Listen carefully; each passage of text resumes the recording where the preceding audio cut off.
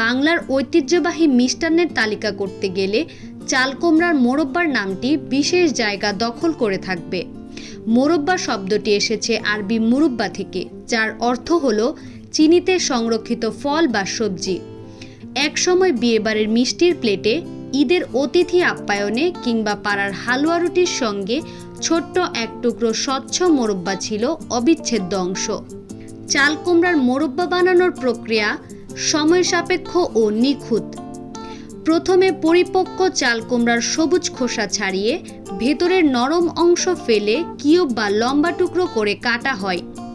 এরপর টুকরোগুলো চুন বা ফিটকিরির পানিতে কয়েক ঘন্টা ভিজিয়ে রাখা হয়, যাতে এগুলো শক্ত ও স্বচ্ছ হয়। পরে ভালোভাবে ধুয়ে ফুটন্ত চিনির শিরায় ডুবিয়ে রাখা হয় দীর্ঘ সময়, কখনো একদিন কখনো 2 দিন পর্যন্ত। শিরায় ফুটে ফুটে চাল কুমড়ার টুকরোগুলো ধীরে ধীরে স্ফটিকের মতো স্বচ্ছ হয়ে ওঠে, আর বাইরে তৈরি হয় হালকা ঝকঝকে আবরণ। এভাবেই জন্ম নেয় চাল কুমড়ার মোরব্বা।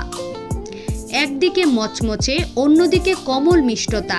স্থানীয় রাঁধুনিরা তখন চাল কুমড়াকে চিনি ও গোলাপ জলে মিশিয়ে রূপান্তর করতেন রাজকীয় ডেজার্ট। ইংরেজ আমলে ঢাকার চকবাজার ও পুরান ঢাকার উপহার হিসেবে মোরব্বা জনপ্রিয় ছিল।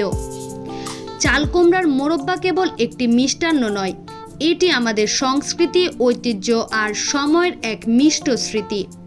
যতদিন থাকবে মিষ্টির প্রতি বাঙালির ভালোবাসা, ততদিন টিকে থাকবে চাল কুমড়ার মোরব্বার এই স্নিগ্ধ গন্ধ আর ঝকঝকে স্মৃতি, যা আমাদের মাটির স্বাদকে চিরকাল বাঁচিয়ে রাখবে।